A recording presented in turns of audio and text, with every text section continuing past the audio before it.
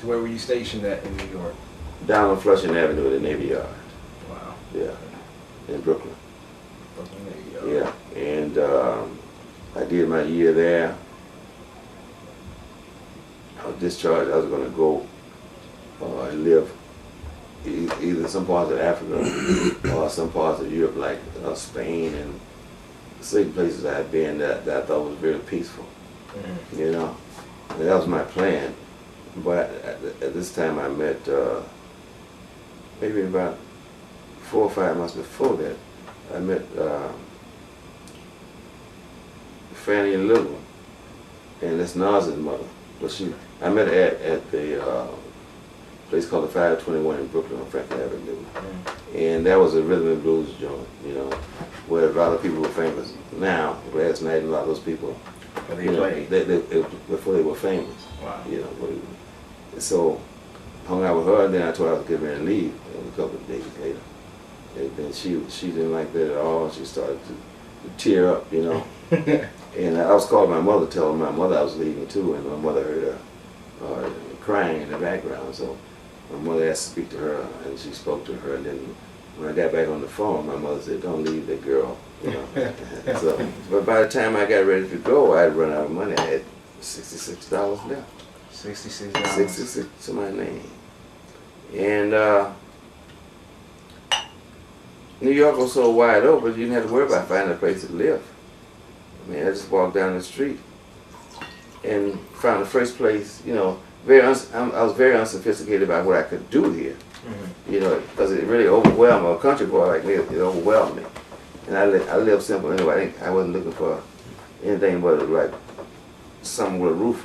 You know? Right. So lay your head and put your clothes away. And I went to this lady's house on Clinton Avenue in Atlantic. And she had a basement apartment. And it was like a one room. One room with a little stove. And she asked me how much did I have. I said, I only have $66. So you got it. You got it. So I wound up in New York. I didn't know, I did certain things, you know. Some things I learned, you know, from the South. And some things I learned doing in the Navy. You know? You got it and you survived. Yeah. Right? I mean, at what point did the music come back into play? When after I was working these jobs, when I started working at Spofford, and I didn't like that at all. But I probably would have stayed there long because it paid good, and I didn't have any money, you know. One day I hired some musicians, some jazz musicians to play up there. And they recognized me from just hanging around the jazz places. They said, "Why don't you play with us?" You know. So I took my horn back and played the horn in a long time.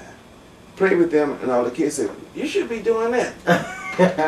It's deep. So now, when you got to New York, I also read something where it said you wasn't even thinking about doing music when you stayed here, and you decided to say that wasn't even. It wasn't even in my mind. I was happy to get away from bands and stuff like that, because I had been in bands all my life since I was 7, and you play in a lot of bands, but after a while, the band is not enough for you. I'm thinking that this is a good band, but I want to play in another band. Mm-hmm. Like I said, I was intimidated by the whole environment, the musical environment, everything. Because the musicians were very stuck up, you know, especially the jazz musicians were very stuck up with their stuff. You had to be, right. Yeah, they were very because stuck. they was better than everybody. Right, exactly. They were very stuck up, and we couldn't. One day, a friend of mine said, "Look, let's go down and it's Brooklyn on Utica Avenue, called the Birdland of Brooklyn, funk, rhythm and blues, and come on down there." Went down there, and he's always edged me on. He said, "Man, y'all need a trumpet player, my man. He's plays trumpet." They said, "We need a trumpet player." I said, "I haven't played in years, man. I don't, you know." I played the first night, and I hadn't played so long my teeth started to feel loose. Okay. So the saxophone player, Earl Shelton, he said, "Go ahead, they'll tighten back the wood."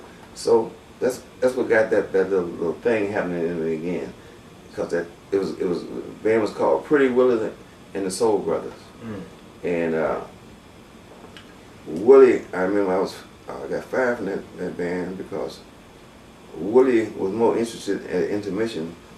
At intermission, he would steal cars. Nobody expected the band needed to do that. So Woody would be taking off cars and stuff like that. But he would be playing something. The band was a beautiful band. Sometimes he really didn't care. And I was like, this, man, it's so easy to play the right notes and really be better. And we had an altercation about that. So the club on a Friday said, "You're not the band leader," whatever like that. So, so while you were in that band, you guys were obviously performing throughout the city. And yeah. Running around. Yeah. I mean, what was that like? Like the shows, did you guys have a promoter? Did you guys have a manager? We had just cats living in the neighborhood. You know, we had one cat named Pop, you know. He probably worked a construction job somewhere, but on weekends. Yeah. Hey, got a couple jobs. He's a regular cat, you know what I mean? Yeah. Yeah, we didn't have that big time, that, stuff like that. And, well, we had connections on all the neighborhoods, you know. And like house parties, just different. Yeah, house parties, lounges. all lounges, anything, anywhere in the black community. We played everywhere, Bronx, everywhere. But those were the days when live rhythm and blues was everywhere. So there was no DJs. No DJs. Everything, if you was at a party, everything was live. Live. No such thing as a DJ. Wow. No such thing.